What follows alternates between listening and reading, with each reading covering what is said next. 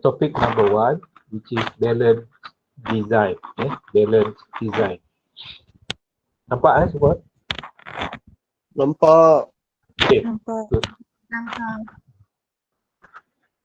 Hari ni saya tak buka kamera. Awak pun rasanya tak perlu buka kamera. Cuma mic tu kalau ni dia ready lah. Kalau saya tanya tu ready, saya ada jawapan. Kalau you senyap je, sebab saya rasa macam duduk dekat dalam konti radio. Kan? Radio susah. Radio ni one way communication. Kan, jurebah je cakap kan. Sekali adalah jurebah yang ni, yang ada buat panggilan keluar masuk sikit lah. Okay. Balance design. Basically balance design ni adalah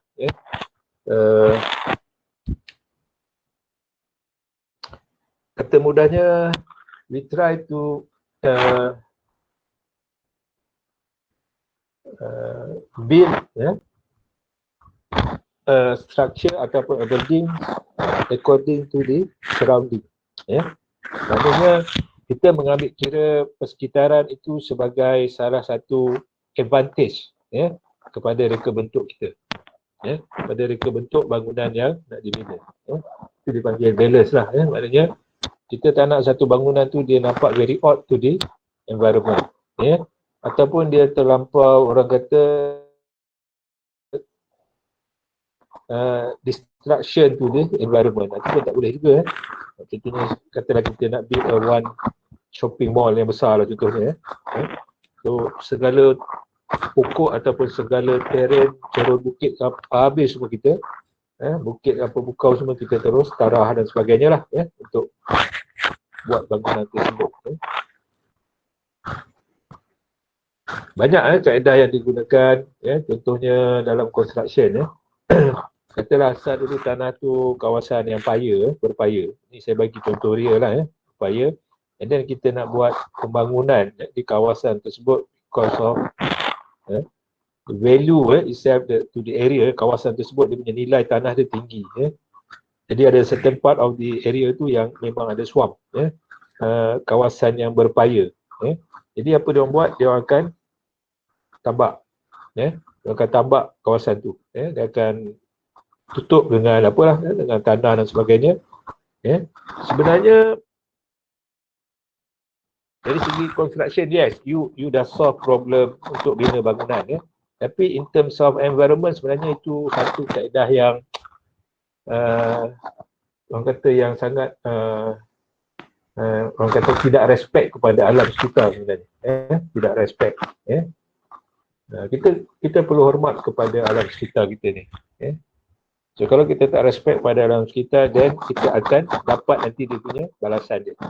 Contohnya kawasan tersebut yang swampy area ni, katalah kita tambak dia, kemudian kita bina bangunan atas tu, at certain period of time, mungkin ada satu masa nanti, sebenarnya kawasan swampy area ni adalah kawasan tempat air bertakung untuk mengelakkan banjir. Kena faham kenapa kawasan tu dia air bertakung swampy ni, sebab apa? Sebab dia memang Tuhan ciptakan ataupun naturally secara semula jadi memang dia kawasan tu yang agak rendah dan dia punya fungsi dia memang untuk memerangkap air kalau berlakunya hujan lebat. So dia akan perangkap air kat situ dulu, kemudian baru diagihkan untuk saluran-saluran dia lah, ke parit, ke sungai ke, secara perlahan-lahan. So yang ni tujuan dia untuk penebatan banjir secara semula jadi. Cuma kita ni tak faham dia punya fungsi. Kita tak faham dia punya fungsi, dan certain period of time saya kata, kalau kita bina bangunan atas tu, so kebarangkalian untuk bangunan kita musnah ataupun roboh adalah tinggi, because memang kawasan tu biasanya akan pada satu masa nanti akan dilalui oleh air, ataupun air akan mendadak naik di kawasan tersebut. Berapa banyak kawasan-kawasan yang ni Banyak juga kes rumah yang dibina di kawasan tambakan asalnya dulu adalah merupakan laluan sungai dia bukan sungai besar lah macam parit kecil lah parit kecil sebab actually dia sebenarnya sungai tapi sebab dah lama tak banjir ataupun tak ada berlaku air pasang air besar jadi makin lama dia punya saluran tu makin kecil lah so bila kita ingat saluran tu kecil saluran tu jadi kecil. So kita assume benda tu tak ada apa-apa lah kita tambak dia, tutup dengan pasir dan sebagainya. Jadi pembangunan kita masalah tu boleh diselesaikan lah, konon-kononnya But in the future kita tak tahu mungkin dalam 10 tahun sekali mungkin berlaku banjir besar 20 tahun sekali atau 30 tahun sekali akan berlaku banjir besar. Bila banjir besar ni berlaku, so air yang tadi melimpah tu akan lalu semula. Dia akan membuka laluan yang asal dia. Dia akan cari balik dia punya laluan asal. Bila dia cari laluan asal itu yang dia air tu pergi masuk ke bawah lantai rumah-rumah ni sebab itu memang laluan dia. So, bila laluan air tu dah masuk ke bawah lantai, so bangunan tu secara tak langsung boleh collapse lah, boleh tenggelam ataupun terbenam ataupun sengit ataupun boleh berlaku crack yang mana benda tu tak sepatutnya berlaku lah so bear in your mind apa-apa pun kita kena respect lah pada environment kita ni so memang dia semula jadi ni macam tu contoh yang mudah tanah kawasan-kawasan cerun bukit apa semua kan kawasan tanah tinggi kalau boleh tidak perlulah very massive punya development kalau small scale of building tu individual building tu mungkin okay lah kalau kita buat massive punya development ada projek condominium apartment dan sebagainya so in future there will be a lot of issues so akan berlaku pertembungan antara alam dan juga manusia alam ni dia kalau musnah dia bukan kemusnahan dia tu bukan skala yang kecil kita ingat skala dia besar contohnya kalau berlaku banjir lumpur Doktor yes Nasahi nak masuk dia akan dulu dia lambat Doktor ya mikrofon doktor duk sok-serik apa jelas cakap mikrofon saya tak berapa jelas dia macam bunyi something macam sok-serik macam tu bila doktor Ada bunyi orang makan. macam tu ada macam mana ni ni yang paling baru saya beli ni pun ada problem lagi sekarang okey Okey. Sudah okey dah. yang tadi tu macam sorok-serik daripada awal okey saya adjust balik saya punya mic kena letak betul-betul depan mulut saya lah kot tadi dia letak dekat perut saya belum makan lagi tu bunyi krok-krek tu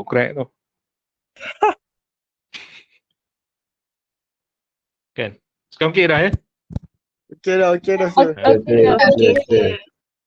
okey kepuasan anda keutamaan kami macam itulah dia punya ni orang rasa kalau suruh saya bagi tahu mana boleh betulkan saya betulkan kalau tak boleh kita bawa ke semesta depan okey gangguan so sebabkan benda tu awak tak sempat nak faham apa yang saya explain tadi so bear in your mind apa tadi dia punya disasters due to the environmental punya impact ni sangat ketara significant, very significant so sometimes kita tengok ada berlakunya banjir kilat okey sometimes berlakunya banjir lumpur berlakunya perakan tanah kalau di kawasan-kawasan tinggi Cameron Highland ke kalau di sinilah di Semenanjung Cameron Highland kalau you nak pergi ke kawasan Genting Highland ataupun ke Fraser Hill kawasan-kawasan tu sentiasa terdedah kepada risiko berlaku tanah runtuh cerun runtuh dan sebagainya lah Kalau tidak dia ambil kira peringkat awal masa reka bentuk ataupun masa cadangan masa proposal nak membangunkan kawasan tersebut kena ambil kira benda-benda ni. Okey, itu maknanya balance design.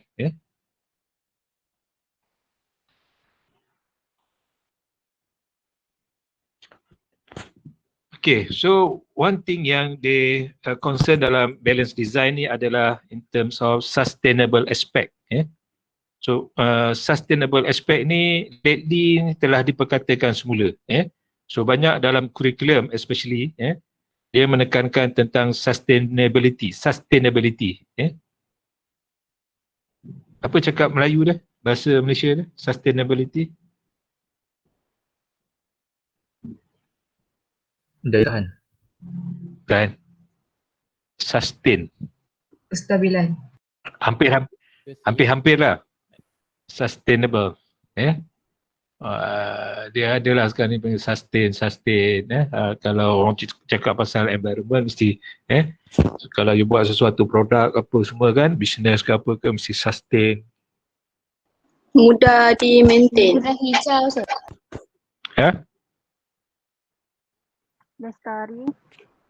Lestari. Yes. Betul. Dia panggil lestari. Tak tahulah apa maksudnya. Kadang-kadang kita ni main letak je terminologi tu lestari lah apalah sustainable sustain. So, sebenarnya susah kita nak maintain kita punya persekitaran ni dengan tangan-tangan manusia yang rakus ni Kalau kita bina satu-satu kawasan tu almost 10% dia punya landscape apa semua kita akan ubah. Kita tak kekalkan pun keadaan asal topografi contohnya kawasan tersebut. Kalau katakan kawasan tu memang ada aliran sungai, anak sungai ataupun ada pasar, why not kita maintain benda-benda tu. Itu dikatakan ciri-ciri sustainable. Tapi kalau benda tu dah dibuat, baru sekarang nak fikirkan sustainable, itu sangat susah lah sebab benda yang dah berlaku kan. Okay.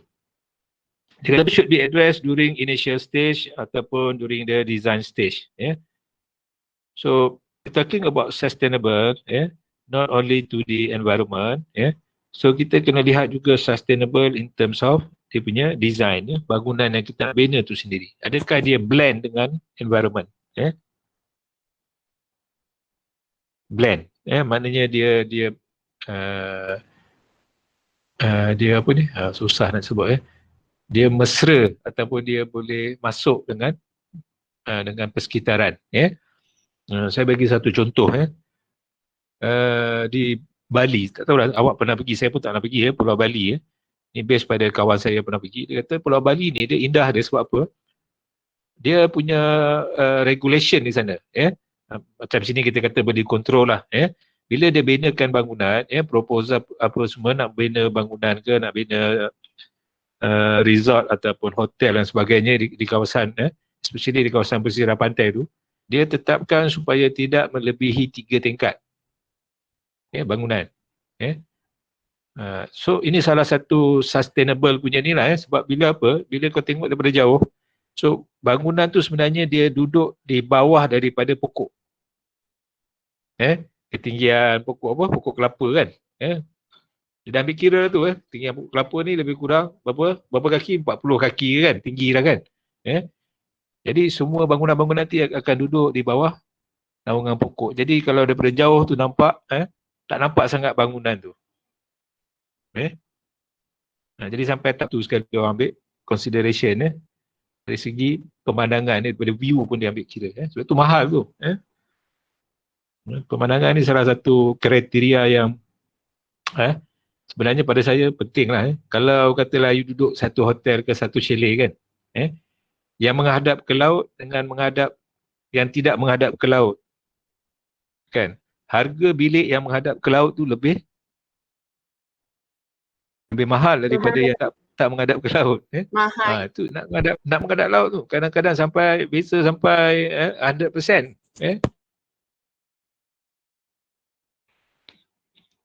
Kan? Sampai orang nak konon-konon nak appreciate lah, nak tengok ambil lah. You duduk tepi pantai ni tak nampak pantai, tak guna lah kan. Okay. So balanced design aim actually to achieve a good quality building with adequate and appropriate environment design. Ada new term yang kita gunakan selain daripada itu adalah sustainable design green building. Yes. Satu lagi dia ada zero energy building. Ini adalah antara aspek-aspek ataupun term yang kita gunakan untuk melambangkan kelestarian bangunan kita yang kita bina tu. Bangunan yang mesra alam. Green building, bangunan hijau. Hijau ni melambangkan alam sekitar lah. Maknanya dia mesra alam. Mesra dengan alam sekitar. Kalau manusia mesra dengan alam ni, apa tindakan dia? Apa reaksi manusia kalau kita kata mesra alam? Tanam pokok. Tanam pokok, kan? Itu salah satulah. Kurangkan beg plastik. Yes. So kita pakai kita semula, kurangkan penggunaan beg plastik. Lagi? Kurangkan penggunaan kertas. Tak buang sampah. Everything lah. Itu kalau kita kata kita ni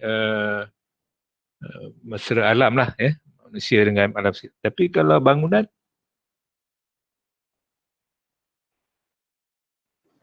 banyakkan apa? bangunan kaca. Banyakkan bangunan kaca? Bukan. Salah. Penggunaan tenaga. Salah. Kalau banyak bangunan kaca ni salah. Bangunan kaca ni dia salah satu, orang kata apa, contribution to the greenhouse effect. Tahu greenhouse effect, you boleh cari nanti lah, type greenhouse effect.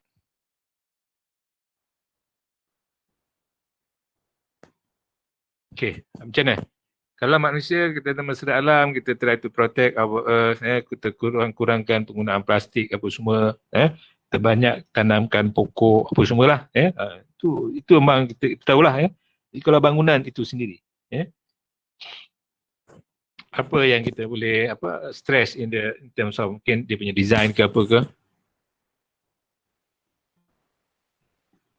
Good air ventilation. Itu salah satulah. So kita bina bangunan yang less disruption to the environment. Tu Kalau kita nak bina bangunan, kita bina bangunan yang kurang memberi kerosakan kepada ataupun kemusnahan kepada alam sekitar. Kan? Contohnya katalah kita bina bangunan, kita buat bangunan yang ada basement. Tahu basement yang ada lantai di dalam tanah. So kita buat massive construction, korek apa semua. So sebenarnya dari segi engineering benda tu memang apa orang kata constructable lah, memang boleh dibuat, boleh dibuat ikut teori apa semua boleh. Tapi kesan pada alam sekitar tu, dia impact dia besar sebenarnya. Bila kita buat korekkan tanah yang dalam, so dia akan memberi kesan kepada water table, underground water table. So kita ni dalam tanah ni, kalau kita korek, kita gali, kita akan jumpa mata air, mata air, mata air lah. Kalau istilah zaman kami masa muda-muda, mata air ni lain makna dia, kan? Ni mata air betul, mata air. Kalau kita korek, kita gali, mungkin dalam 30 kaki kita akan jumpa dengan mata air. Tengoklah lagi dalam, lagi eloklah air dia, kan?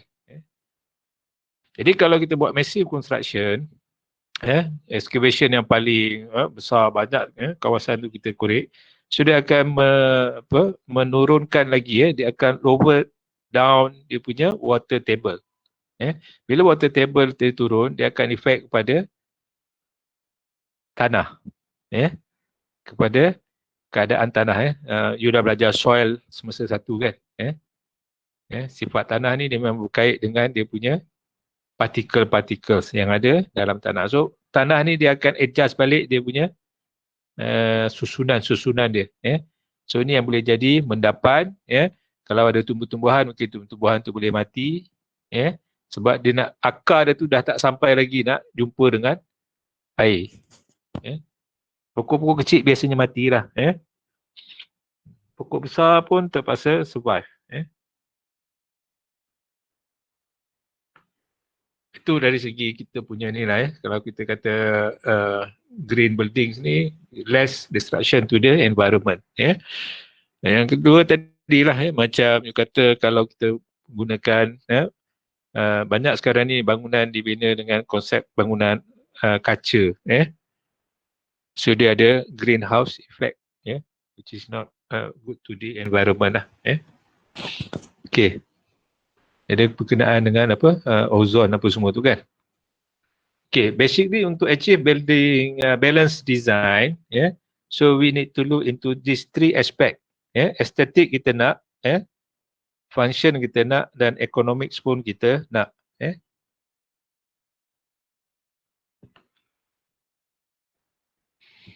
Kan? Saya kalau senang bagi contoh balance design ni, saya ambil contoh orang-orang yang jenis nomad tau, yang berpindah randah. Mereka bina satu-satu penempatan atau satu-satu kawasan itu tanpa merosakkan kawasan tersebut. Contohnya binaan mereka menggunakan binaan daripada sumber yang semula jadi. Siapa dia kata dia pakai buloh. Buloh memang boleh ambil daripada hutan. Banyak masih lagi ada banyak bekalan buloh. So buloh tu digunakan untuk membina bangunan. Membina dia orang punya inilah kediaman mereka, for example. Lantai dia buat daripada buluh, tiang buluh, dinding pun daripada buluh, bumbung saja dia ambil daripada, dia beli dekat kedai hardware ke? Tak ada. Dia ambil daripada daun. Kan? So maknanya bahan-bahan dia semua daripada bahan sekitar. Alam sekitar. Dan bahan-bahan ni, benda-benda ni semua boleh secara naturalnya boleh dilupuskan. Dia akan kompos. Benda-benda ni lama-lama kelamaan dia boleh reput dan dia akan jadi baja pula. Kan, katalah untuk tempoh satu masa mereka akan berpindah pula tempat lain. Mereka berpindah pula tempat lain. Jadi perkampungan tu akan ditinggalkan, so lama kelamaan benda tu akan mereput dan akan jadi baja dan sebagainya lah. Sebab benda-benda tu benda-benda yang bersifat natural. Dia tak bina bangunan daripada kaca. Kaca memang tak boleh, kan? Kaca boleh lupus ke? Tak boleh kan? Tiba-tiba dia reput, tak ada kan? Kaca tak boleh mereput. Konkret boleh reput? Tak boleh. Kan? So dari segi situ kalau kita lihat dari segi function dia memang very function to the environment. Memang dia maknanya mereka ni kelompok masyarakat yang macam ni, mereka memang rapat dengan alam sekitar. Maknanya kalau boleh mereka tak nak musnahkan alam sekitar, sebab alam sekitar tu adalah tempat mereka hidup. Kita dengan alam ni kadang-kadang kita ada macam inilah macam ada barriers lah. Kita tak menganggap alam sekitar tu sebahagian daripada kehidupan kita. Economic, of course mereka buat bangunan tu tak keluar duit pun. Ambil daripada sumber-sumber yang ada pada alam sekitar. Kan? Estetik, ini yang question mark sikit lah. Kalau estetik mungkin pada pandangan kita design rumah-rumah ataupun bangunan kediaman mereka ni sangat basic lah, tak ada aesthetical value langsung kan. Tapi pada mereka benda tu dah cukup cantik lah. Kadang-kadang estetik ni subjek lah, subjektif. Okay, tapi dalam era moden ni kalau boleh, kita nak dengan adanya teknologi ni, kita nak yang cantik, nak satu reka bentuk yang cantik, berfungsi dan juga dalam pada sama dia mestilah bersifat ekonomik. Ekonomik ni maknanya murah. Bahan-bahan tu boleh didapati daripada lokal, local manufacturer contohnya, ataupun local supplier. Kita tak import lah barang tu daripada, bahan tu daripada luar negara. Kalau import semua jadi mahal. So bila barang-barang import ni, harga bangunan, harga rumah pun akan jadi meningkat. Okey, ini dalam architectural balance lah. Saya ambil ini sebagai consideration. Biasanya kalau bangunan tu nampak cantik apa semua, dia memang mahal lah. Kan, ada aesthetical. So bangunan ni siapa buat? Hijaz Kasturi. Dia memang dah terkenal dengan, mahal, patutlah mahal kan. Kenal Hijaz Kasturi?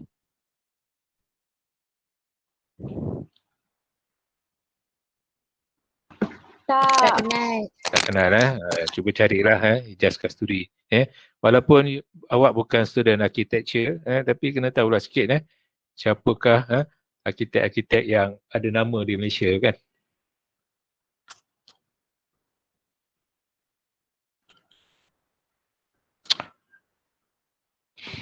Okay.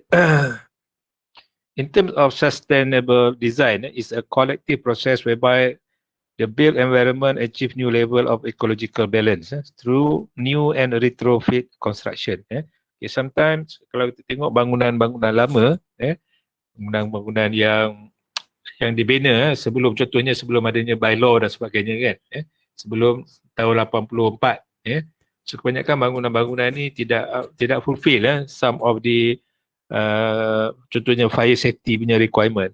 So they need to retrofit balik lah, pasang dia punya sprinkler, fire exit dan sebagainya, kena ni.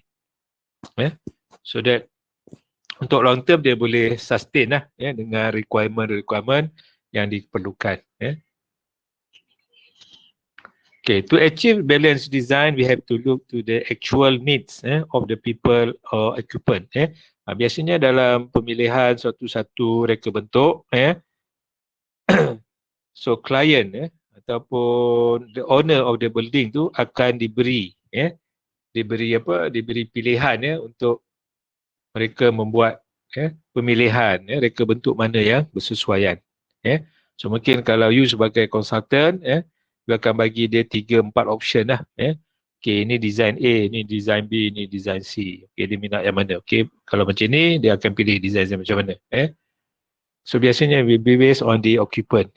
Tapi isu dia banyaknya, occupant ni, people ni biasanya, they are layman. Dia orang ni tak tahu sangat pasal technical, dia tak tahu sangat pasal environmental effect dan sebagainya.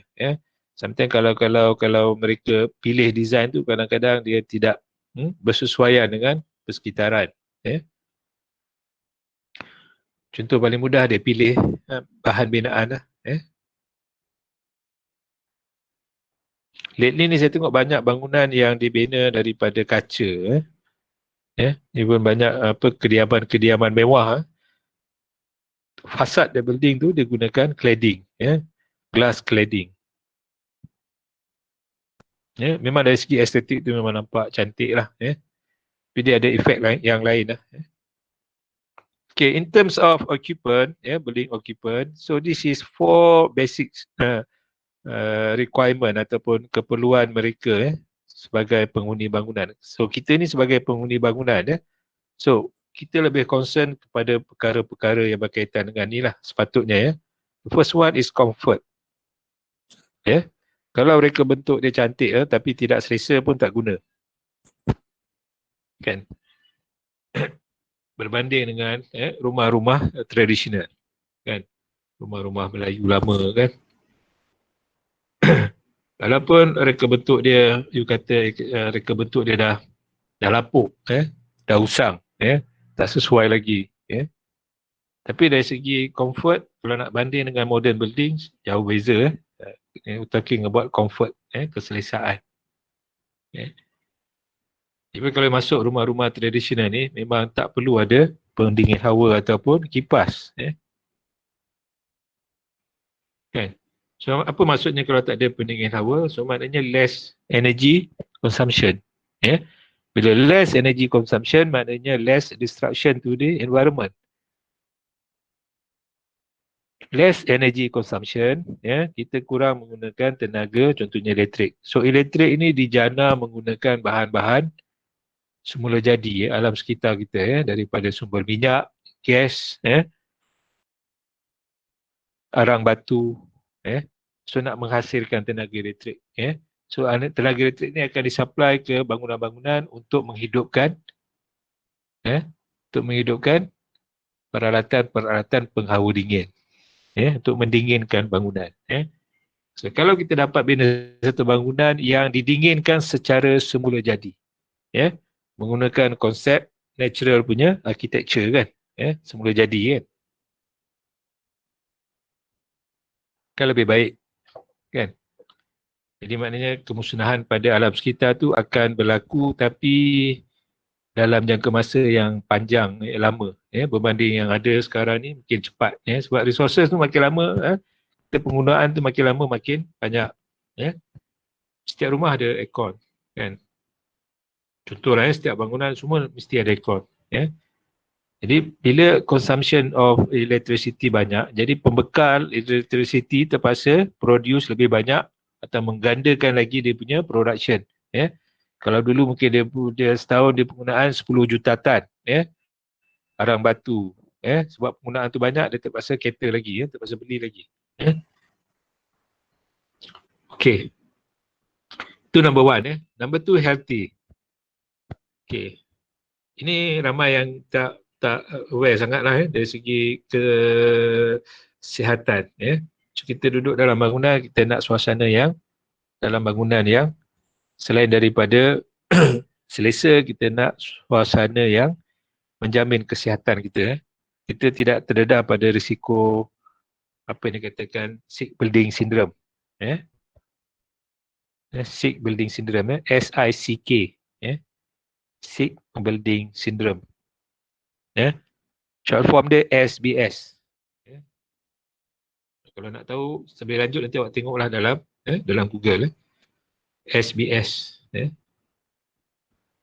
So kebanyakan bangunan yang berisiko adalah bangunan yang airtight building. Airtight maknanya bangunan yang tertutup, yang tidak ada pergerakan udara, tak ada peredaran udara, tak ada udara keluar masuk. So kebanyakan bangunan modern building adalah airtight building. Dia tertutup rapat. Sebab tu dia punya fasad bangunan ni biasanya tertutup, dia tak ada tingkap, tak ada apa. Kalau tengok shopping mall ke mana ada tingkap, semua dinding dia tutup dengan cladding. Tak kisahlah guna aluminium cladding ke, dia pakai glass cladding ke, semua tertutup. So dia create dia punya indoor environment dia sendiri. So bila tidak ada berlaku pertukaran udara, so udara yang ada di dalam ni akan lebih mudah tercemar. Dia akan lebih mudah contaminate.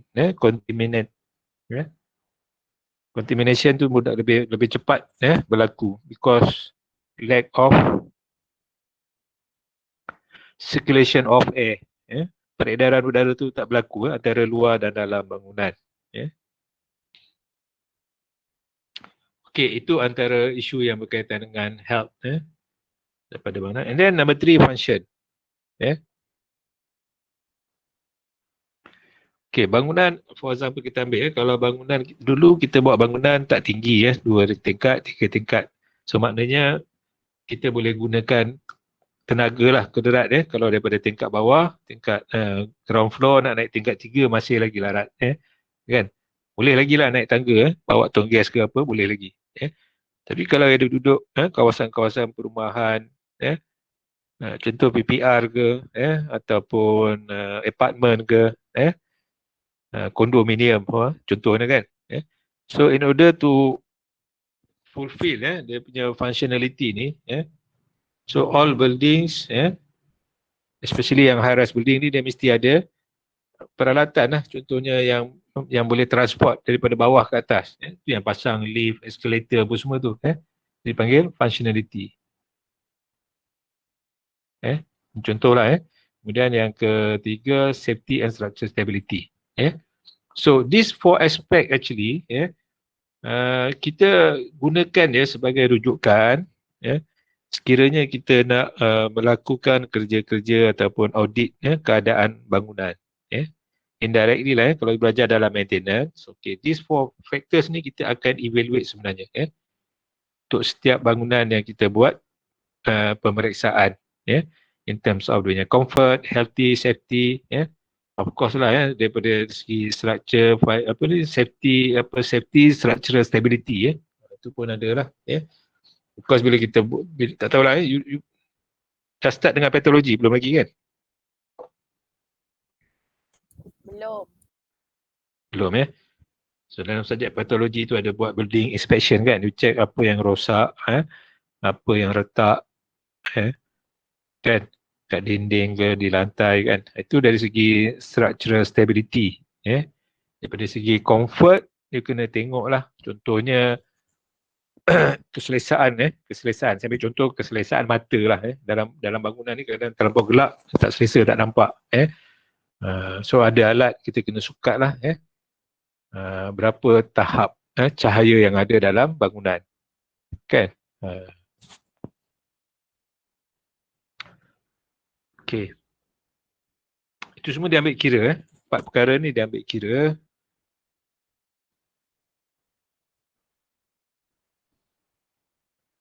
Okey, tadi saya katakan antara elemen untuk comfort, lighting, ventilation, thermal control, noise dan humidity control. Of course saya rasa dalam part 1 you dah belajar ventilation sedikit, thermal control pun dah belajar lighting belum lagi kan, noise pun belum lagi Okey. Okey, humidity control, kelembapan pun rasanya dah belajar kan masa semester 1 dulu. Kalau saya kata thermal control dari segi thermal control ataupun thermal comfort lah talking about thermal comfort, berapakah suhu yang selesa untuk achieve thermal comfort? Dia ada range tu.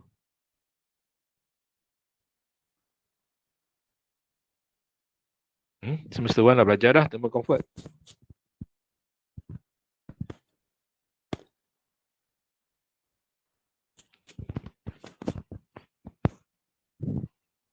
Sonyap aja.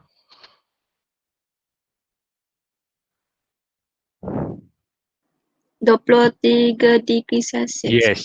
Yes. Kalau di kawasan tropika ni it's about 23, 24, 25. Ni kawasan tropika kawasan kita ni. Khatulistiwa, kawasan negara-negara Khatulistiwa ni kita suhu yang kita set biasanya antara 23 ke 25 darjah Celsius. Biasa dia orang letak 25 lah. 25 darjah Celsius. So this is quite important. You kena ada knowledge ni. Because nanti kalau you keluar, you manage bangunan, you menguruskan bangunan, contohnya katalah shopping mall ke, bangunan government office ke, kan. Semua bangunan-bangunan besar-besar ni dia pakai centralized aircon. Centralized air conditioning system. So kalau bangunan-bangunan ni, you kena set satu temperature yang comfort. So letaklah 23. Walaupun sebenarnya reaction daripada user tu mungkin berbeza-beza lah.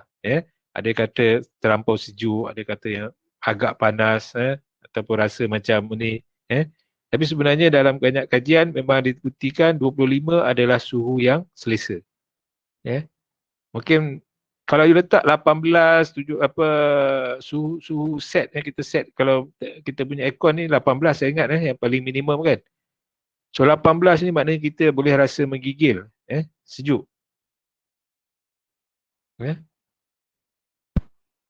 Jadi penghuni bangunan tak perlu 18 terlampau sejuk. So tu kadang-kadang tengok kebanyakan bangunan-bangunan kerajaan ni staff dia pakai baju sampai 2-3 lapis kan. Dah ada baju tu pakai lagi baju sejuk. Kenapa? Sebab aircon dia terlampau sejuk. So terlampau sejuk ni sebenarnya tak bagus lah. Pertama dari segi punya kesihatan, of course dia efek banyak benda lah. Nombor tu dari segi punya perbelanjaan. Perbelanjaan mengurus bangunan. Kan?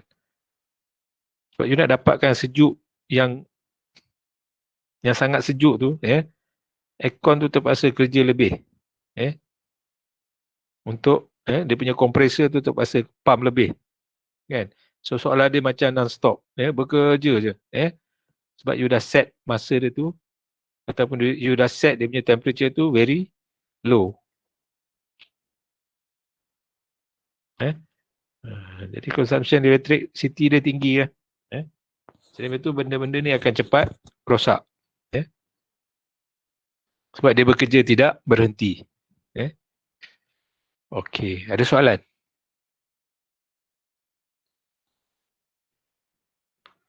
Tak ada? Okey. Tak Ini ada. baru basic lah. Okey. Dari segi help, so of course kita tengok dalam requirement, bylaw dan sebagainya, semua bangunan-bangunan perlu dilengkapi dengan peralatan services, cold water, sanitation, ini dah belajar dah semasa lepas kan, drain, waste disposal system, kena ada ni lah. So apa kata kalau bangunan tidak ada sanitation? Ada bangunan yang tidak ada tandas. Saya beritahu awak kan, ada bangunan ni di hotel ni, bangunan hotel, tapi bukan di Malaysia lah, tempat lain yang tidak ada tandas.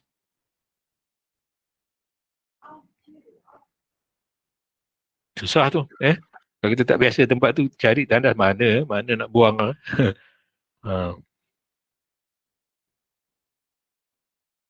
Tahu kan? Tak tahu Tak tahu.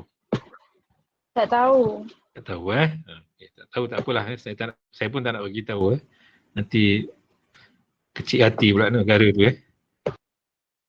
Habis tu macam ni dia kencing semua. So itu you punya personal business. Dia orang tak nak campur sebab dia punya nature negara tu memang macam tu Itu adalah atas urusan peribadi masing-masing. Macam mana you nak handle tu pulang. Sampai saya ada tengoklah satu movie dia orang yang berkenaan dengan ni isu pasal tandas ni.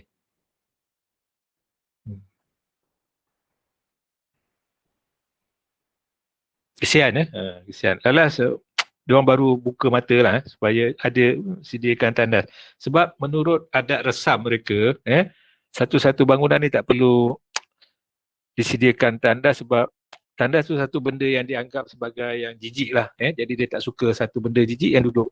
Kita, even masyarakat kita pun, Melayu lama contohnya, orang lama kan, kita tak letak tandas dalam rumah kan. Kalau betul-betul tengok traditional house, dia tak ada tandas dalam rumah pun. Tandas dia di luar jauh lah, berada jauh di luar bangunan. Di luar daripada main building.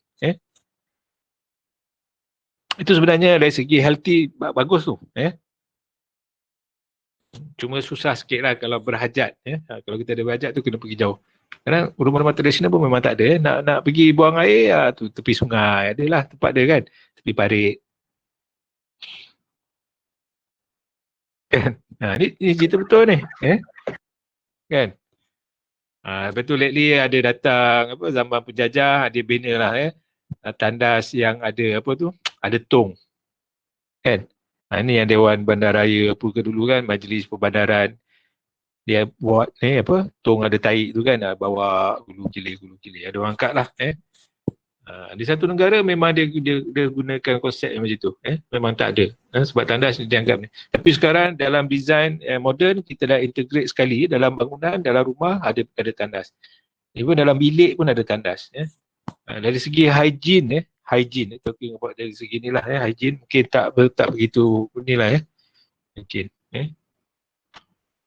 Even ada beberapa permasalahan isu berkenaan dengan ni macam contohnya kalau bangunan-bangunan peribadatan contohnya masjid saya pun ada dengar lah, tapi kita ni bukan arif bidang ni kan jadi dia tidak boleh buat dalam satu bumbung yang sama.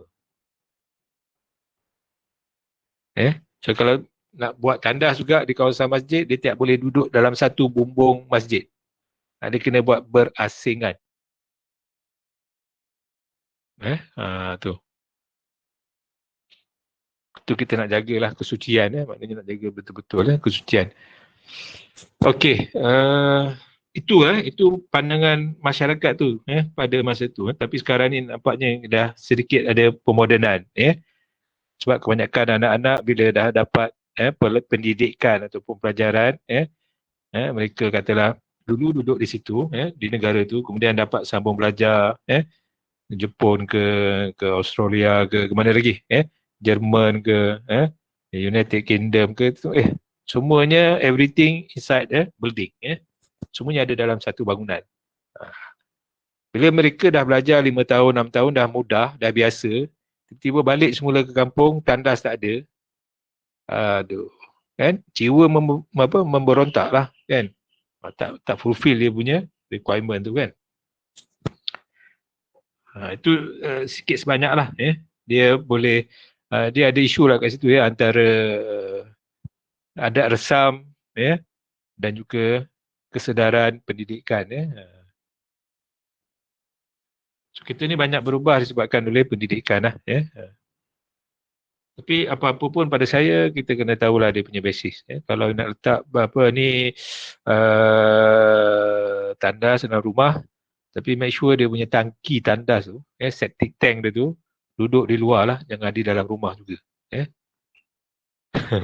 Kan? Biasanya septic tank letak kat dapur kan, bila buat extension rumah, tutup sekali dengan septic tank. Atas dapur kita tu, kat situ ada septic tank. Cuma tak perasan aja, sebab tak pernah tahu pun kat situ ada septic tank.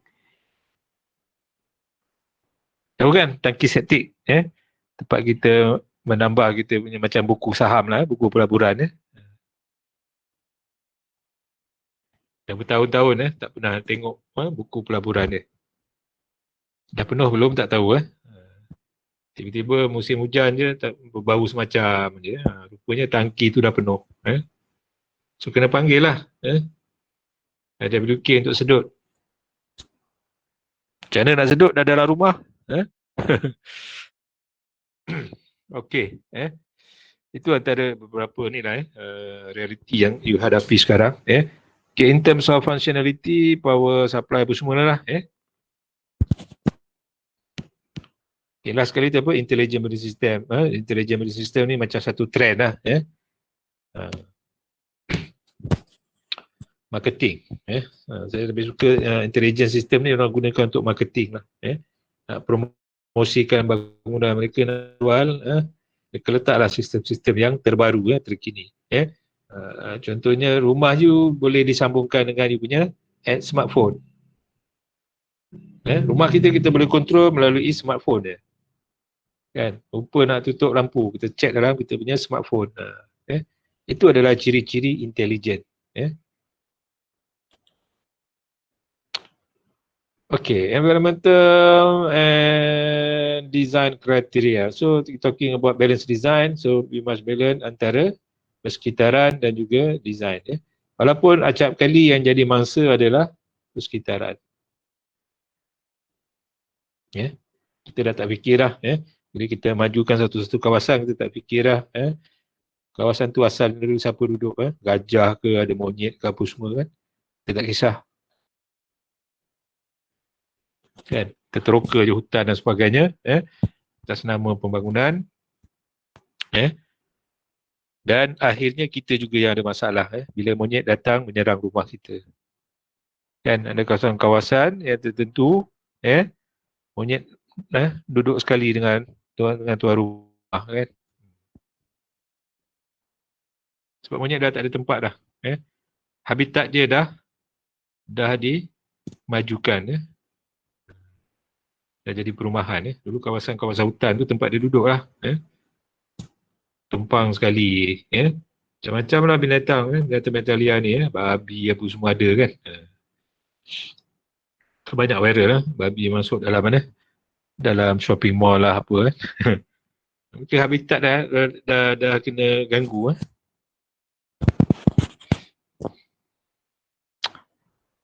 Okay, so antara aspek yang kita nak lihat dalam balance design adalah dua perkara ni, adaptation to the climate, dan number tu dia punya design karakteristik. So untuk memahamkan balance design, kita kena lihat dari sudut climatic condition of the areas. So climate ni you dah belajar dah semester 1 dulu kan.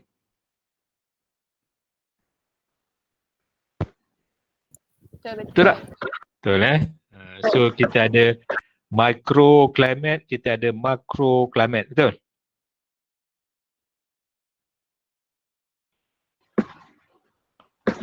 Betul sir. Micro dengan makro, betul Itu ada satu lagi, maso, MASO, mesoclimate. Tahu tak? Tak tahu ni susah lah.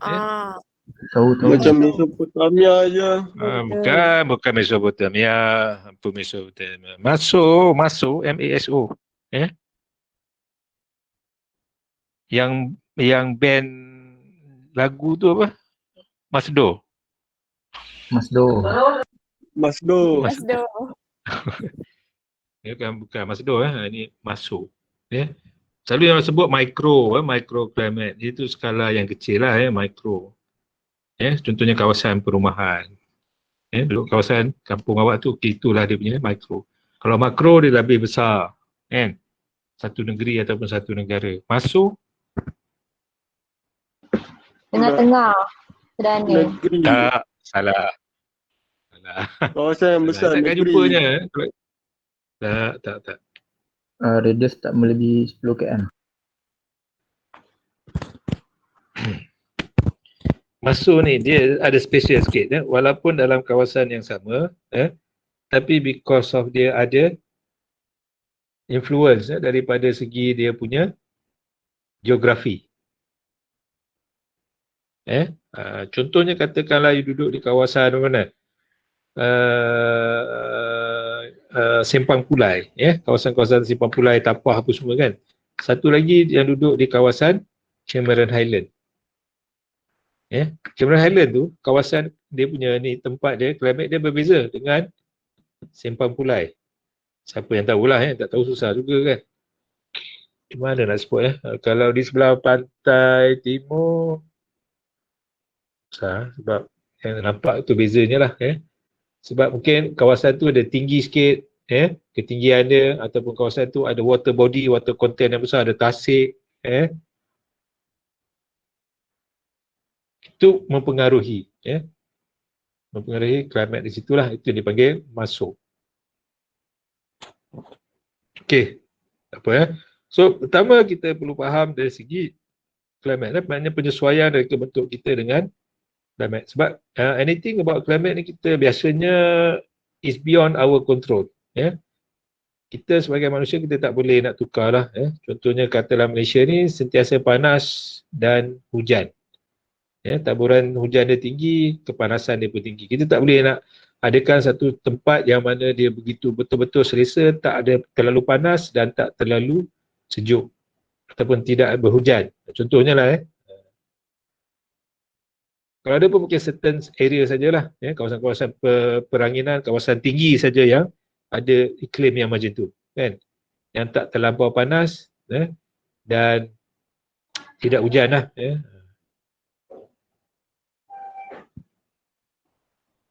Kan? Suka kan tempat-tempat peranginan ni, kawasan yang sejuk, kan?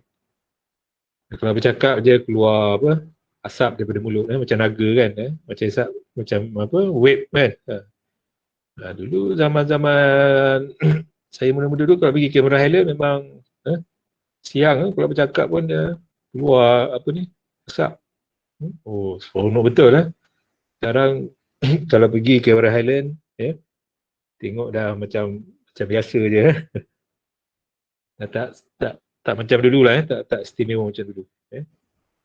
So maknanya climate ni kita tak boleh adjust. So yang kita boleh adjust adalah yang kat sini design characteristic. So in terms of building form, element, selection of material, planning and orientation. Ini antara 3 faktor yang kita boleh orang kata modified lah ataupun kita boleh sesuaikan mengikut kehendak alam persekitaran kita ni. Okay, saya bagi satu contoh yang mudah. Kita kalau kita climate ni kita kena bandingkan 2-3 kawasan lah. Kita Malaysia kawasan tropika panas dan lembap. Laburan hujan tinggi, haba pun tinggi, kepanasan, maknanya suhu, temperature kita tinggi. Okay, berbanding dengan kawasan-kawasan yang panas dan kering ataupun panas dan sejuk dan kering. Okey, tengok binaan bangunan dia. Kalau di Malaysia ni, kawasan-kawasan tropika, pembinaan bangunan, building form dia yang paling sesuai. Contohnya kita ambil bangunan Malaysia ni, bumbung. Bumbung yang apa yang sesuai? Bumbung jenis curam lah. Kan? Pitch roof. Pitch roof lah. Kan? Sebab dia mudah mengalirkan hujan. Itu yang paling sesuai. Manakala kawasan-kawasan negara panas, bumbung dia adalah bumbung yang rata, flat. Bumbung-bumbung rata.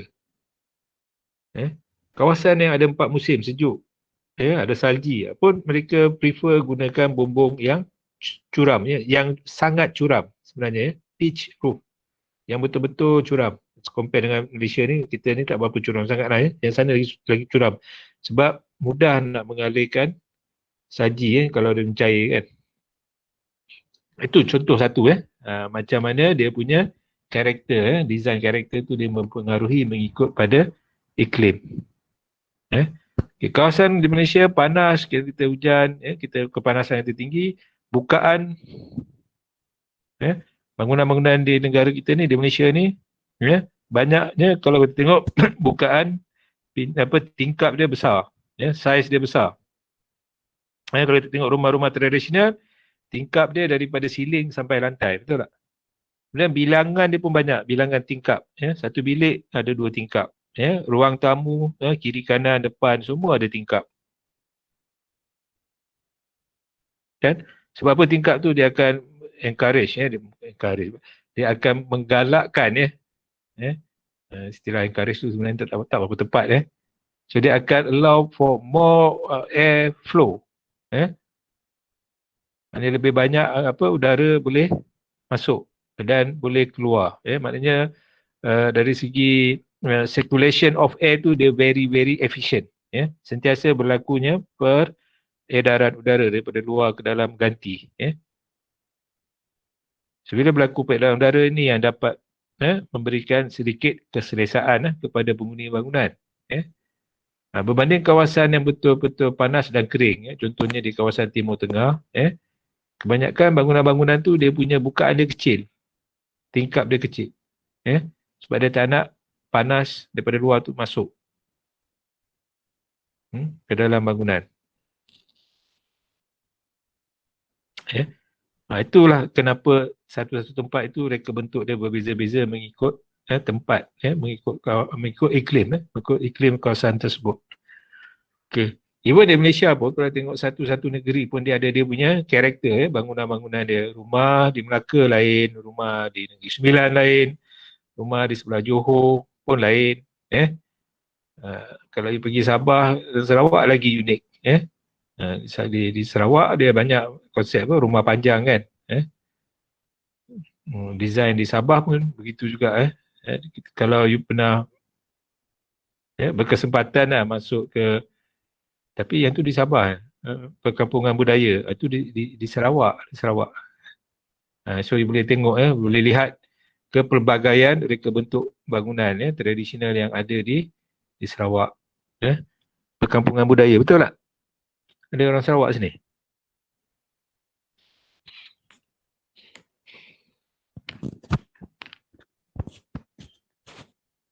Lambatlah respon dia. Ada daripada Sarawak?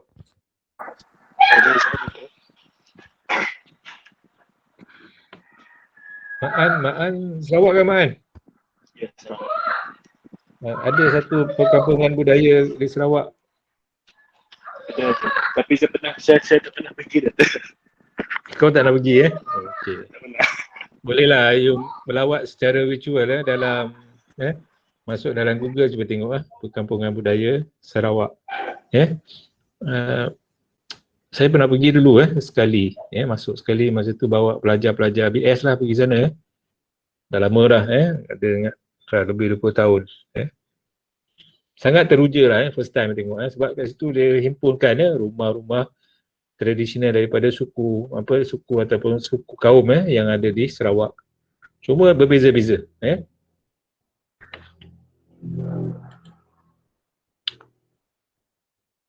Okay, adapting to the climate. Okay, apa beza weather and climate semua tahu kan?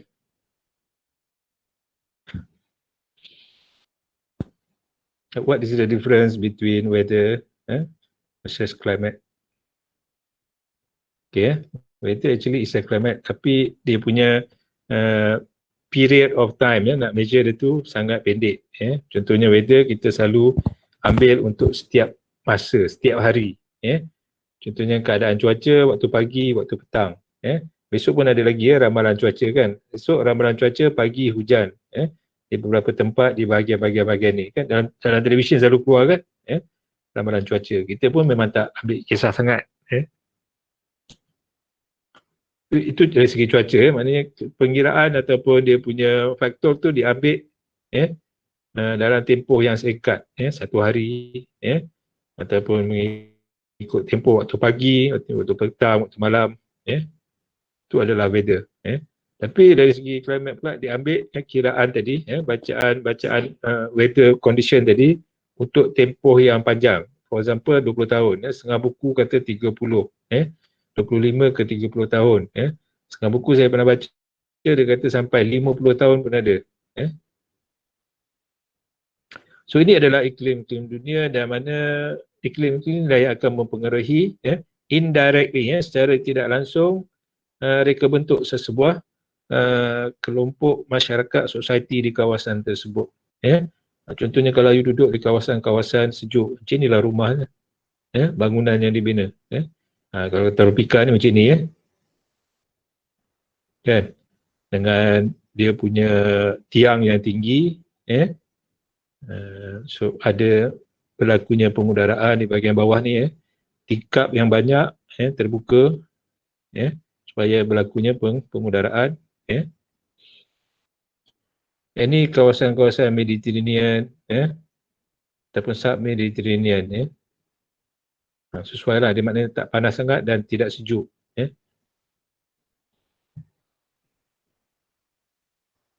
Tengok perbandingan antara kawasan-kawasan dalam dunia kita ni lah.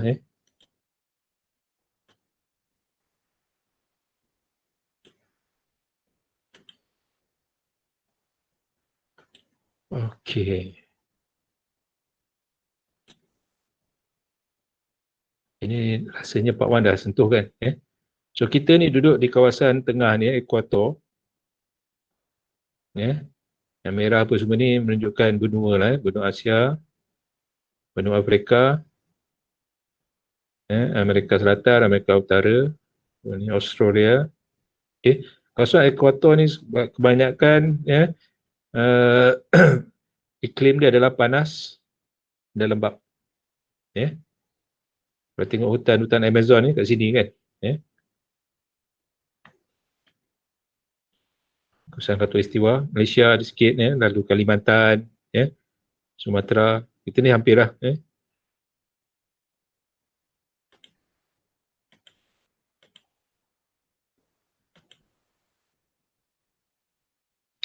Okay, climatic zone, classification of climate. Ni saya skip sebab semester luar dah belajar. Okay, ini ada dua perkara yang awak kena faham, latitude dengan altitude. Tahu latitude dengan altitude. Altitude ketinggian lah. Macam saya kata tadi, makin tinggi kawasan tersebut, makin sejuk. Latitude kedudukan dia pada bentuk muka bumi kita. Contohnya latitude dia duduk mana? 23 darjah kat sini atas. Ini sejuk lah. Kalau latitude dia betul-betul duduk ekuator, ini panas. Musim dia panas sepanjang tahun dan lembap sepanjang masa.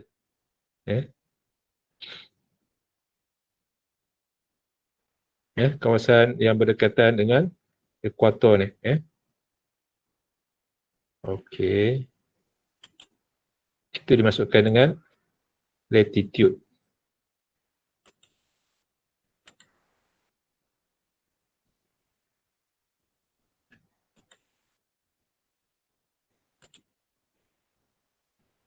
Okey.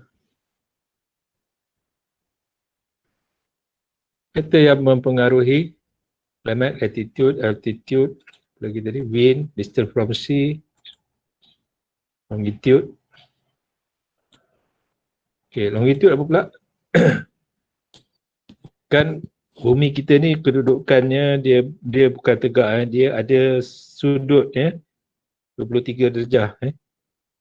dia duduk pada paksi dia. So paksi ni sentiasa akan berubah lah. Kalau kat sini dia akan pergi sini. So kedudukan dia bila berubah, muka bumi tu yang tempat tu yang akan berubah. So this one yang akan create yang musim-musim tu lah. Sama ada summer, autumn, winter ataupun spring. Kita kat Malaysia tak ada 4 musim. Kita hanya ada musim panas dan musim lembap. Musim hujan dan musim panas. Sepanjang masa kan.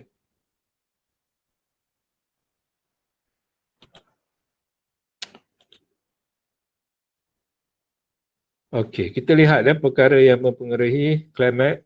Pertama, temperature. Ada 6. Banyak reference dia sebut 6. Yang terbaru saya tengok ada sampai 8 pun ada. So climate satu-satu negara, satu-satu kawasan itu climate-nya ditentukan oleh pertama temperature.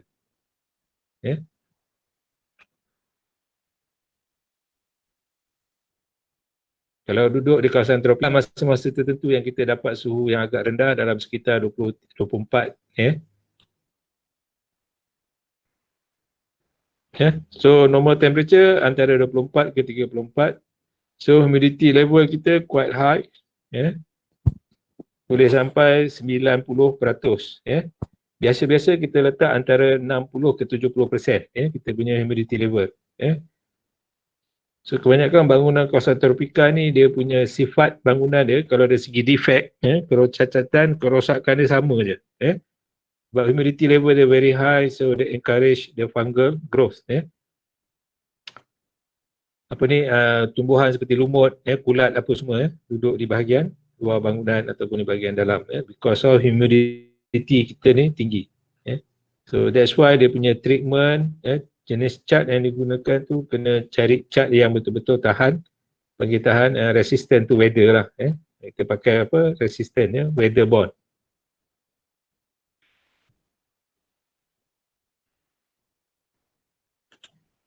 Okay. Number 3, precipitation. Ini dah belajar lah masa part 1 dulu kan. Apa yang datang, apa yang turun daripada langit.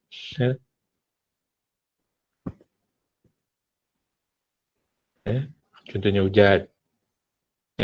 Malaysia ni banyak air hujan lah. Setengah tempat tu hujan apa? Hujan batu. Tempat tu snow. Embun. Itu ambil kira lah. And then number 4, sky condition. Keadaan awan. So, kalau di negara kita sentiasa ada awan. Sebab kita panas dan lembap. Kelembapan tu akan naik balik. So dia akan bentuk awan. Setengah tempat dia tidak ada awan. Kurang berawan. Contohnya kawasan-kawasan timur, tengah, dia panas dan kering. So langit dia sentiasa cerah, biru. Tidak ada awan. And then air movement, wind, ini menentukan juga keadaan iklim satu tempat. So kita alhamdulillah di Malaysia ni tidak adalah angin yang macam jenis tornado dan sebagainya lah. Kawasan-kawasan yang terletak di laluan-laluan tertentu memang ada tornado. Contohnya Amerika selalu berlaku. Puting beliung. Kalau di Malaysia ni antara kawasan yang paling ni adalah sebelah utara lah, Kedah ataupun Perlis. Beberapa negeri di Kedah, Perlis ataupun Pulau Pinang memang kerap jugalah berlaku angin. Angin puting beliung. Kata apa, belalai gajah kan. Okay, number 5 is solar radiation.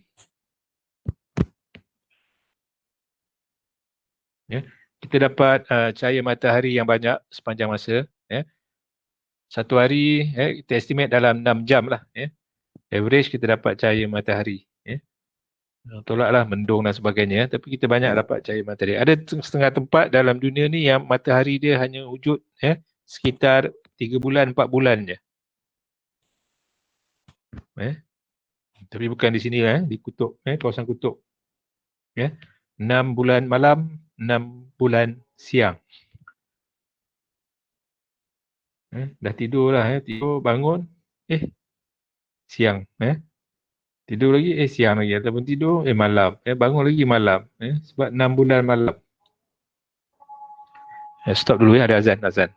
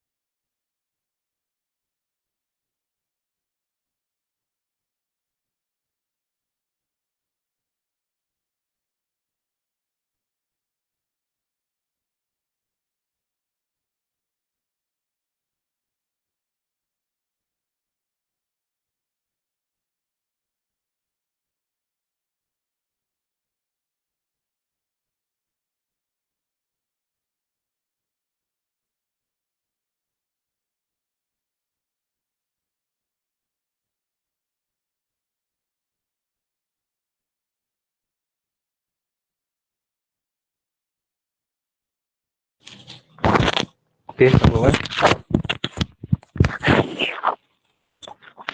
Semua ada lagi ke ni? Ada. Okey.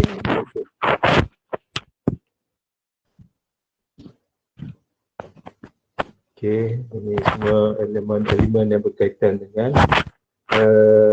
planet.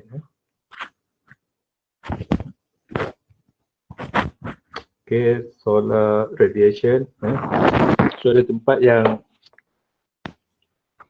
banyak awan macam kita di Malaysia ni banyak biasanya kedudukan apa semua ni cahaya matahari ni biasanya akan terlindung sedikit oleh awan.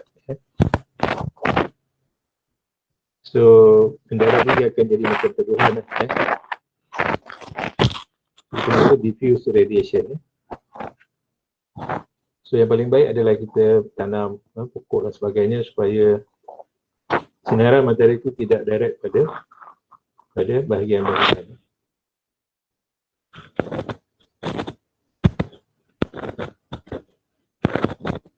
Okey. Yang ni dipanggil deviation of climate ni adalah penyimpangan iklim. So satu-satu tempat itu mungkin boleh terjadi macam saya kata tadi ada metro kan. Because of topografi kawasan tu ada yang agak tinggi. So dia kata sini 100 meter higher difference 100 meter ketinggian. Katalah you daripada bawah naik ketinggian 100 meter. So the temperature automatically akan drop 1 degree. So katalah kalau suhu di bawah ni kita biasanya dalam 32 so kalau naik atas lagi dia akan jadi 31, naik atas 100 meter lagi dia akan jadi 30. Berapa lagi ketinggian. Jadi kalau kita pergi ke kawasan-kawasan peranginan tinggi tu, dia makin lama dia makin sejuk kan, kita akan rasa lebih sejuk banding dengan kawasan landai kawasan rendah. Okay, number 2 because of adanya ground surface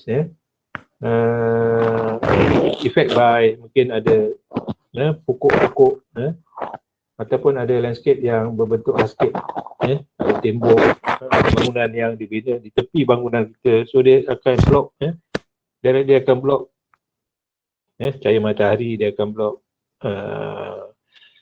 angin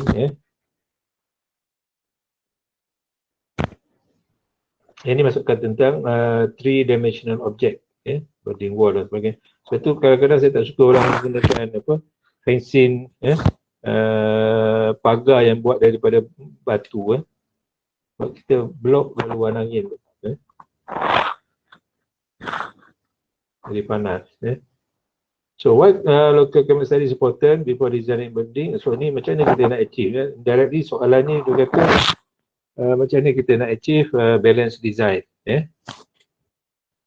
So sebab itu kita nak kena ambil kira faktor-faktor persekitaran tadi, climatic factors. Iklim sekitar. Iklim di satu kawasan.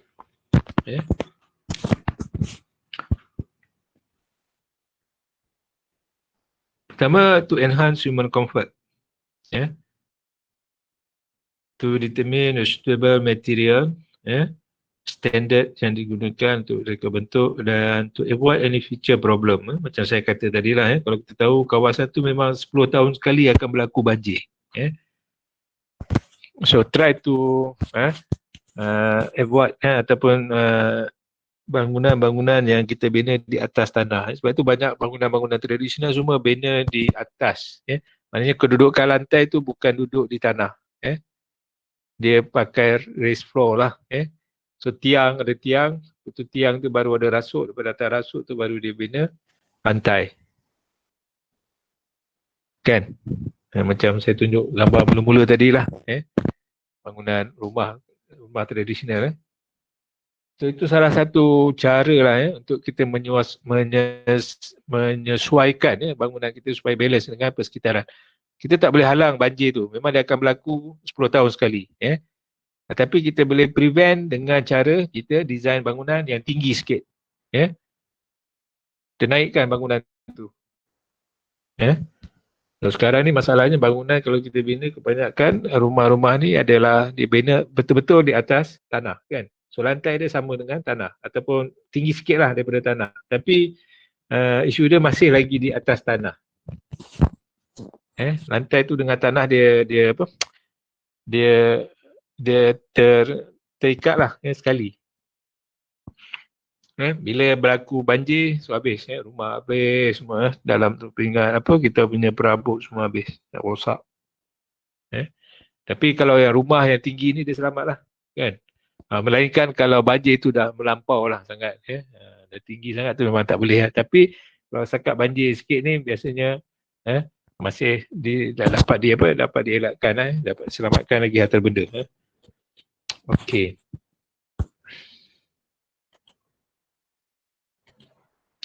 Okey, seperti mana saya tahu tadi adalah kita nak lihat dari segi design karakteristik. So ada 4 ada 3.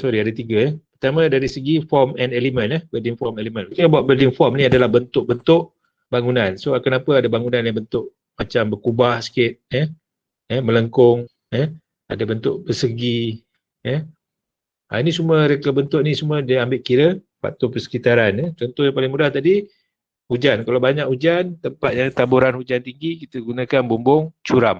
The best lah.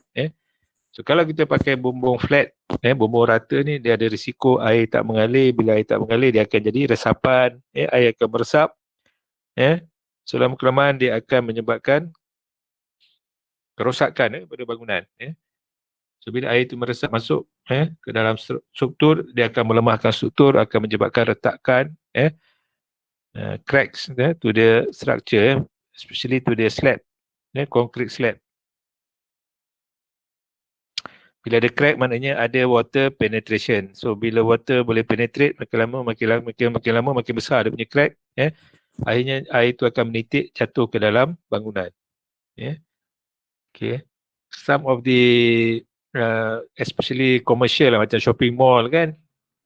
Bangunan-bangunan ni ataupun office building pun, even office building pun ada yang menggunakan flat roof. So kalau nak pakai flat roof ni okey, masih boleh, tapi you kena buat dia punya extra precaution in terms of dia punya surface, permukaan dia. So kena provide dengan lapisan kalis air, waterproof membrane. Kena pasang tu. Of course lah, bila dipasang, dia tak tahan lama sebenarnya, waterproof membrane ni. Sebab bahan dia adalah bahan berasaskan apa? Getah kan, rubber and resin. So dia lama-lama dia akan jadi keras. Tahu getah kan? Getah kalau dia expose pada panas, makin lama dia dia akan merekah. So sampai satu masa kita kena tukar dia punya waterproofing. Kena buat barulah waterproofing. So ada banyak jenis waterproofing ni. Dia ada jenis macam tikar, jenis gulung, macam tikar gulung tu. Satu lagi yang jenis cecair. So tujuannya adalah to protect dia punya surface, supaya tidak ada water yang boleh penetrate. Kalau nak guna flat roof,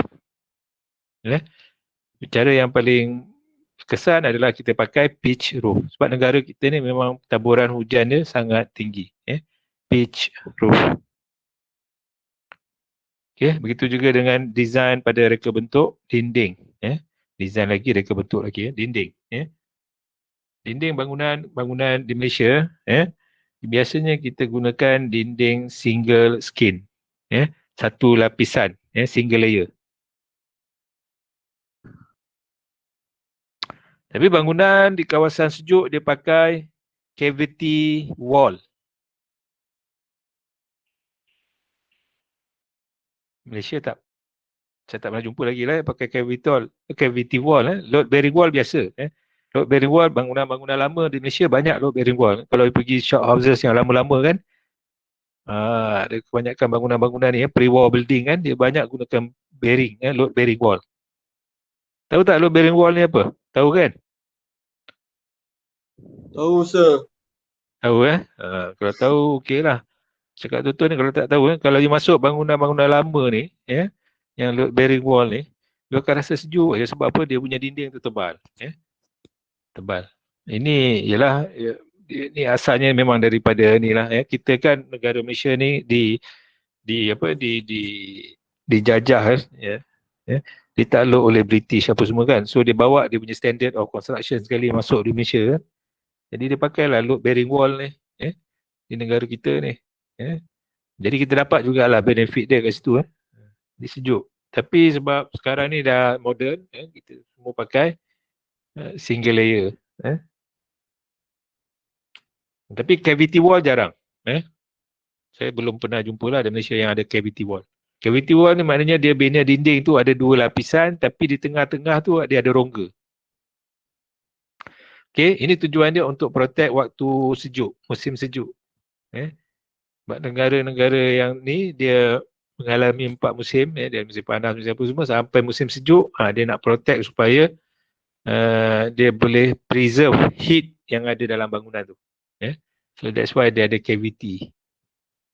Tahu kan cavity wall Kalau you type, you tahu lah cavity wall. Dinding, dia buat dua dinding, tengah-tengah tu ada rongga. Itu untuk suit dia punya iklim, kawasan tempat dia lah. Begitu juga dengan parapet wall apa semua ni. Ini untuk kesesuaian dengan iklim juga. Parapet wall. Ventilated walls, floor, kebanyakan bangunan di Malaysia, tradisional kita pakai suspended, bangunan yang lantai dia di tingkat tinggi lah, suspended. Tergantung, Opening, macam saya kata tadi, kita banyak menggunakan bukaan untuk mencapai keselesaan. Number 2 adalah selection of material. Okay, in terms of material, kebanyakan bangunan tradisional, pemilihan bahan dia adalah yang paling mudah daripada dia punya alam sekitar. Sebab dia tahu, pokok ni dia mesh dengan, kalau kita apa pun, kita buat bangunan, kita ambil daripada tebang, daripada pokok, dan pokok tu adalah daripada persekitaran tu, maknanya dia mesh lah. Mesh maknanya apa? Sesuai. Pokok, timber, kalau kita tengok dia punya conductivity, belajar dengan dalam thermal kan, masa part 1 dulu thermal dia ada U value, ada R value kan, resistant heat resistant, mana yang lebih baik, besi ke, konkrit ke, kayu? Kalau dari segi resistant untuk heat,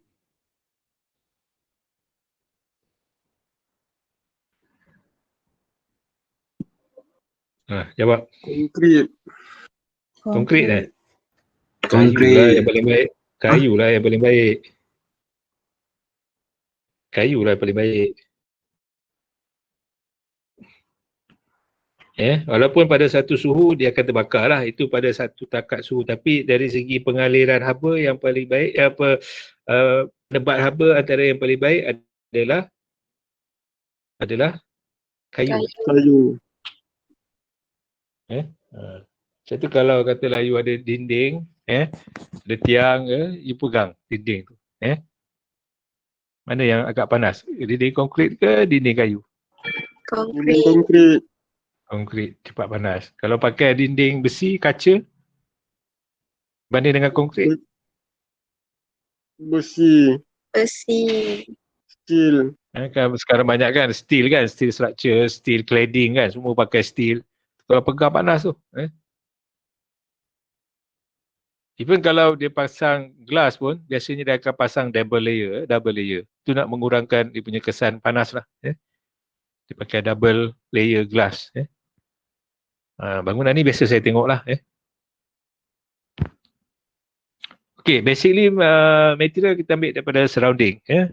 Sebab bangunan itu ataupun material itu adalah material yang of course dia akan menjadi sebahagian daripada part of the environment dalam sekitar.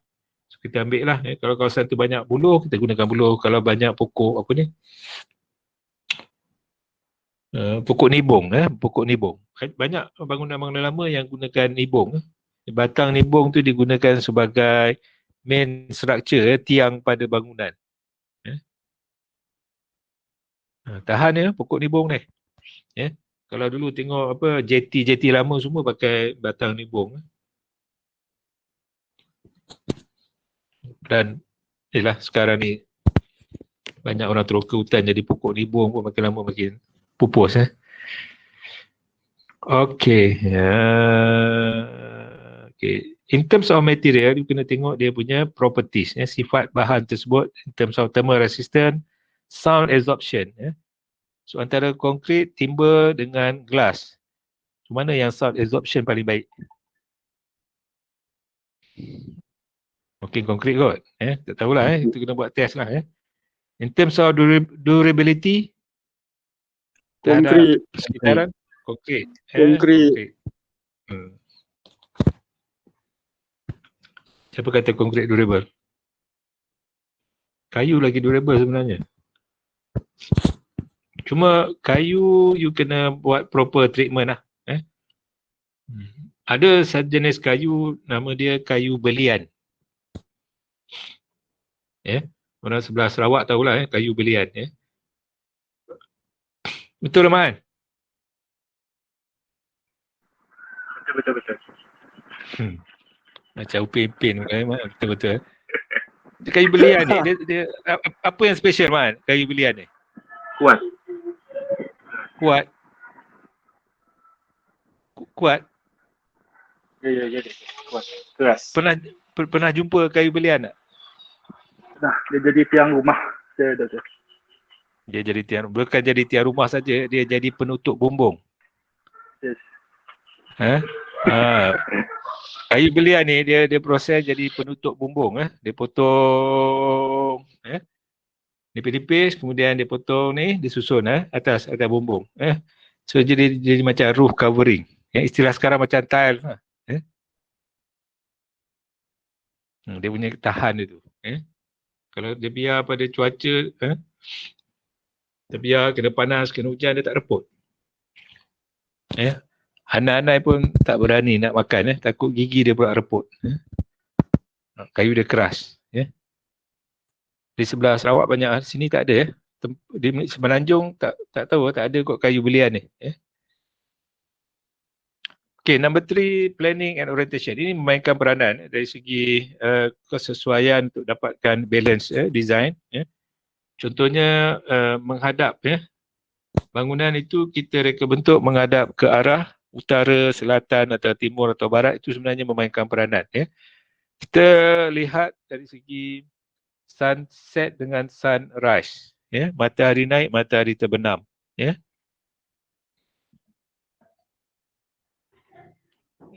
So ada matahari yang naik.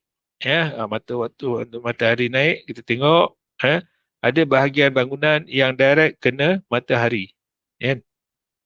Permukaan bangunan. Contohnya dia punya bahagian dinding atau bahagian tingkap. Sebab itu yang cantik kalau kita buat bangunan ni biar dia punya orientation tu at 45 degree. Dia punya angle. Sudut dia dengan matahari tu 45 degree. Maknanya dia tak kena 100%.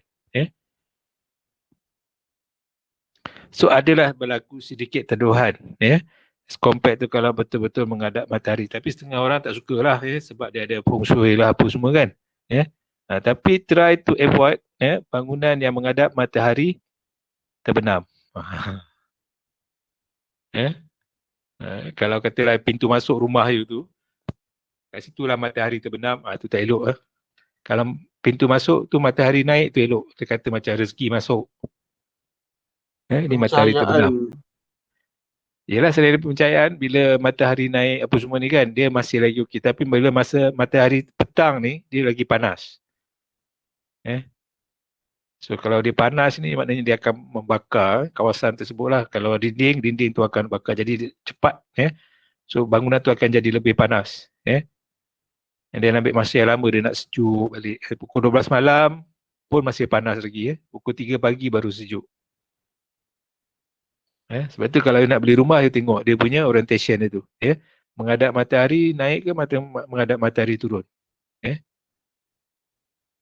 Itu semua ada ni. Kadang-kadang kita tak faham kenapa orang bila dia buat satu-satu launching housing scheme kan, kenapa unit ni dah habis semua. Unit ni kenapa masih kosong lagi. Sebab orang kena tengok dia punya orientation of the building. Ini dari segi dia punya layout apa semualah on site, kena ambil kira. Satu lagi, kedudukan planning orientation ni juga mempengaruhi dia punya tiupan angin. So kita tengok angin yang bertiup. Ya. Angin yang bertiup kita kena tahulah sebab itu untuk satu-satu pembinaan ni kalau you buat rumah ke bangunan ke you kena tahu angin ni banyaknya datang daripada mana.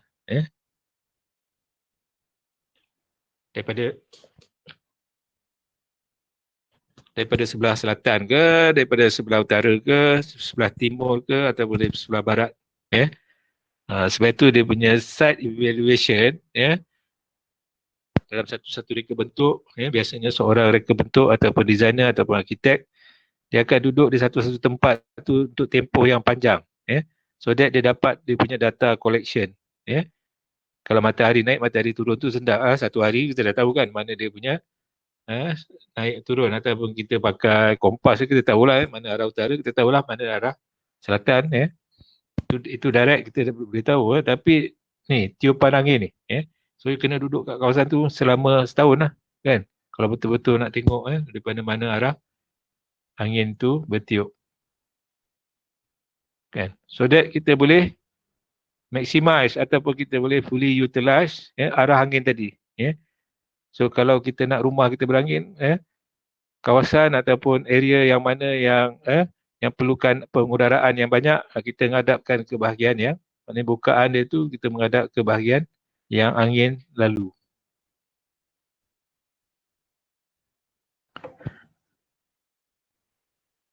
Contohnya apa? Bahagian dapur kan. Bahagian dapur biasa panas kan, untuk masak apa semua. So kita nak banyakkan angin. So opening ataupun bukaan contohnya dia punya tingkap semua kita menghadap ke direction yang menghadap ke arah angin. Okay. Faham tak? Faham kot? Okay. Saya assume awak senyap tu awak faham lah. Benda-benda ni kadang-kadang bila kita tengok dari segi modern perspektif dia kurang menekankan sikit lah dari segi planning and orientation of building.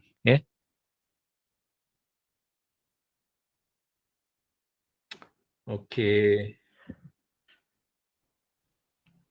Kita tengoklah contoh-contoh bangunan di satu-satu tempat yang agak jauh lah daripada keadaan iklim di tempat kita. So ini di Russia yang atas tu Yakutsk. Betul ke sebutannya tu? So dia kata sini negative 41 degree Celsius. Dia bukan lagi suhu beku tahap beku kosong kan, dia di bawah tahap beku. Negative 41 degree Celsius. Tengok ada orang masih yang hidup. Maknanya masih ada lagi hidupan, masih lagi ada komuniti yang tinggal di situ. Okay. Tengok kesesuaian bangunan dia. Kebanyakan bangunan dia buat daripada timber. Nampak timber. Mungkin timber the best choice lah. 41 kau. Negative 41 degree Celsius.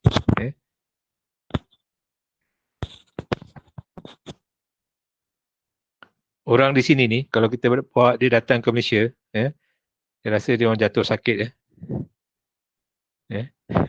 Kita pula kalau pergi sana, sama juga. Kita nak beradaptasi tu ambil masa yang lama. Negative 41. Ish, boleh bayang, tak boleh imagine.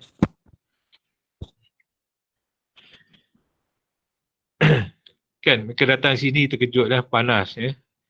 Sebab pada mereka mungkin comfort, suhu selesa mungkin 2 darjah ataupun 3 darjah Celsius tu kita dah selesa sangat dah. Sebab kebiasaannya negatif.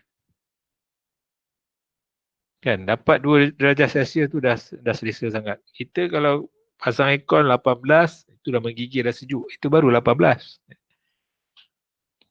Kan, kalau negatif 41 tak tahu macam mana jadi. Okey, yang di bawah tu adalah kawasan-kawasan yang panas. So basically bangunan dia buat daripada mud, mud house. Mud house ni bangunan daripada tanah ataupun lumpur lah. Ini yang paling sesuai untuk kawasan-kawasan ni. Tengok keadaan bangunan dia flat, bumbung. Tapi ada juga talang tu. Ada gutter kat situ, ada gutter ni. And then dia tengok dia punya bukaan tingkap dia kecil. Dan salah satu dia untuk mengurangkan kesan glare, silau. Sebab tu tingkap dia bukaan dia kecil.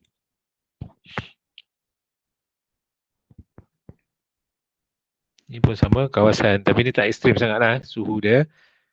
Yang ni sekitar di mana ni? Di kawasan Australia. Australia ni. Bangunan-bangunan di sebelah sana. Queensland, tak silap saya lah. Saya ambil gambar ni. Bukan pergi sana lah, ambil daripada website. So dia masih mengekalkan ciri-ciri untuk kawasan tropika sikit. So banyak hujan apa semua. Terpaksa gunakan pitch roof. Tapi dia punya fasad ni tengok semua banyak menggunakan facing brick dan ada menggunakan glass. Dia punya walling, dia punya bahagian dinding. Macam ni pun kebanyakan dia combine gunakan yang ni actually dia punya ni je, tapi masih menggunakan asas dia adalah gunakan steel structure dan glass.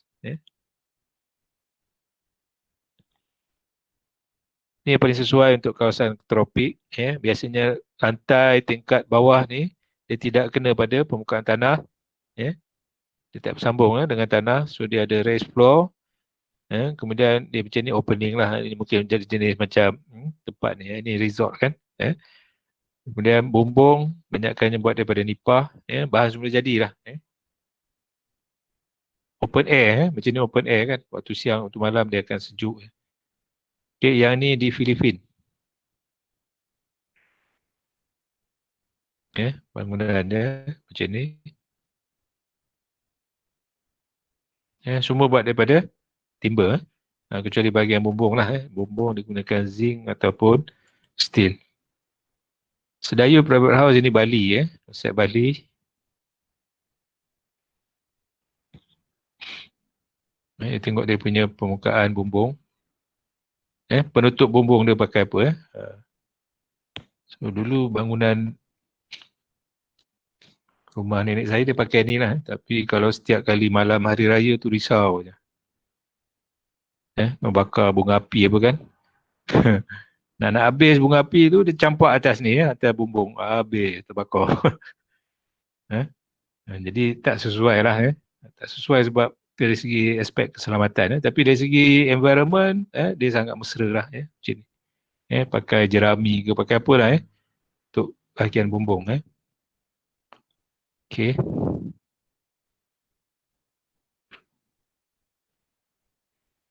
Ini result. Yang saya nak stress ni adalah bumbung dia lah. Untuk bumbung dia. Ini bertingkat. So dia allow for ventilation.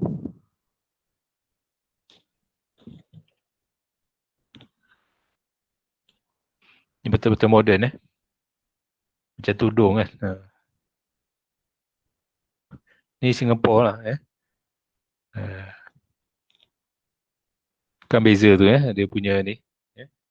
So agak-agak ini blend dengan environment tak? Dia mungkin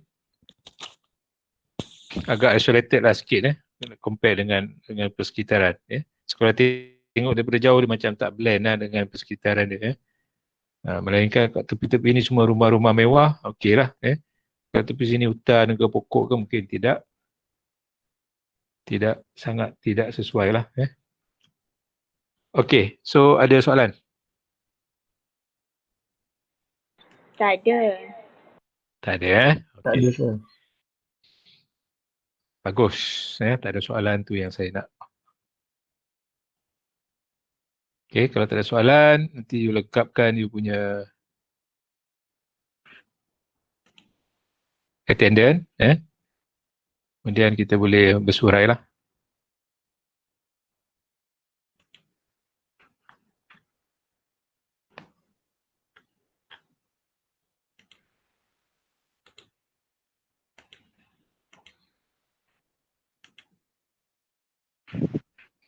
Okey, saya letak dalam chatting. Ruangan chatting ni macam biasalah.